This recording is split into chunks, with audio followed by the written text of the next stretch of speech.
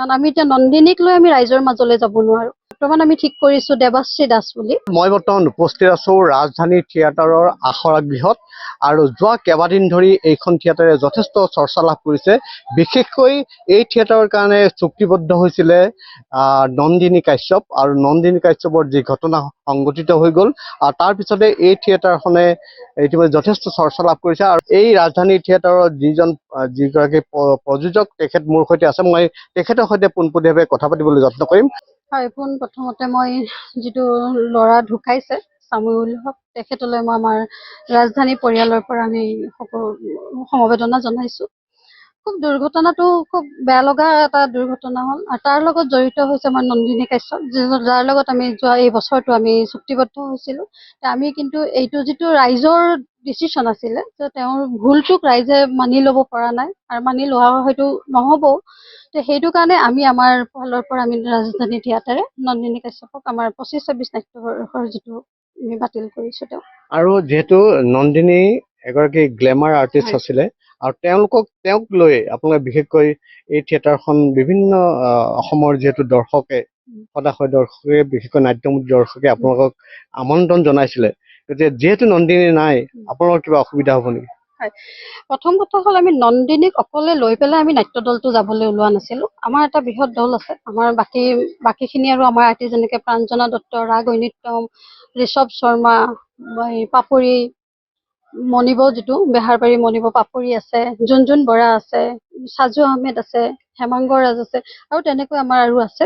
আমি গোটেই এটা বৃহৎ দল যাবলৈ ওলাইছিলো। আমি অকল নন্দিনী কাশ্যপক লৈ নহয়, গোটেই অসমবাসীৰ পৰা আমাৰ এতিয়া বৰ্তমান আমাৰ যিখিনি আহ্বায়ক কমিটি তেখেতসকলৰ পৰাও আমি কথা পাতিছো বহুতখিনিৰ লগত। সকলো এটাই দিছে যে ৰাইজেই ৰজা। আমাৰ ফালৰ পৰা সেইটো ৰাইজক আমি ঊৰ্ধত ৰাখি পেলাই আমি সিদ্ধান্ত লৈছো যে আমি নন্দিনীক আমি আমাৰ চুক্তিৰ পৰা বাতিল কৰিম, আৰু আমি নন্দিনীৰ জেগাত যাক আনিম, যে নন্দিনীতকে আমি কম মানুহ তেওঁৰ ঊৰ্ধতে আমি আনিবলৈ লৈছো। ইতিমধ্যে ঠিক হ'ল নেকি আৰ্টিষ্ট? হয়, আমাৰ বৰ্তমান আমি ঠিক কৰিছো দেৱাশ্ৰী দাস বুলি। হয়, তেওঁ আগতে আছে, বহুত কেইটাতে আছে। যোৱা বছৰ তেওঁ বৃন্দাবনত আছিলে, তাৰ আগৰ বছৰ তেওঁ হেঙুলত আছিলে, তেনেকৈ তাৰ আগতো আছিলে, আৰু তেওঁ এই বছৰ আমাৰ লগত তেওঁ চুক্তিবদ্ধ হ'ল।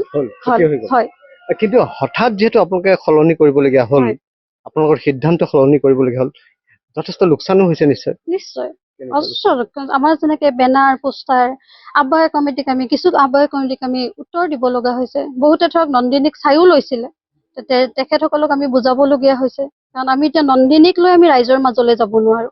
যিহেতু তেওঁৰ যিটো গোচৰ হৈছে, সেই গোচৰত তেওঁ কেতিয়ালে ক'ত থাকিবলগীয়া হয় কোনো ঠিক ঠিকনা, আৰু আমাৰ এইটো এটা আমাৰ টাইম লিমিট থাকে। আমি 19 তাৰিখৰ পৰা 19 আগষ্টৰ পৰা আমি ৰাইজৰ মাজলৈ ওলাই যাম। নিশ্চিতভাৱে অহা 19 আগষ্টত যিহেতু ৰাজধানী থিয়েটাৰ ৰাইজৰ মাজলৈ ওলাই যাব, আৰু সেইকাৰণে হয়তো তৎকালীনভাৱে তেওঁলোকে সিদ্ধান্ত ল'বলগীয়া হৈছে।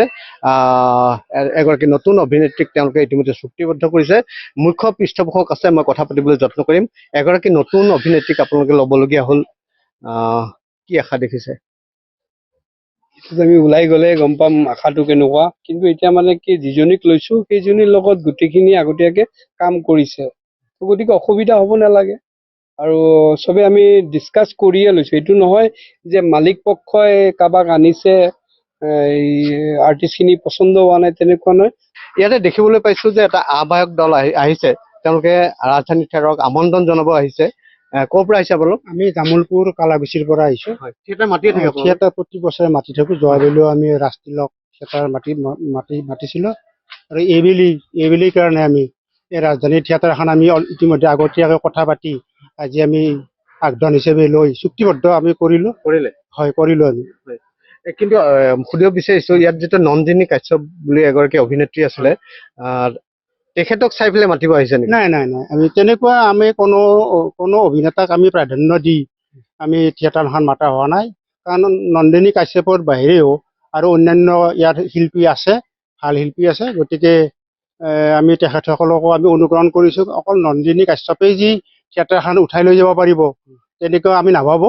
গতিকে আমাৰ সম্পূৰ্ণ সমৰ্থন আছে এইখন থিয়েটাৰৰ প্ৰতি। আমি ইতিমধ্যে আমি যিখিনি শিল্পী থকা বুলি গম পাই আছো, সেইখিনি শিল্পীও নিশ্চয় নহয় আৰু। কম নহয়, গতিকে অকল নন্দিনী কাশ্যপৰ এইটো কোনো ফেক্টৰ হ'ব নোৱাৰে বুলি মই ভাবোঁ। নিশ্চিতভাৱে মই কথা পাতিম এই মুহূৰ্তত আপুনি অসমৰ সদাশয় দৰ্শকলৈ কি আহ্বান কৰিব?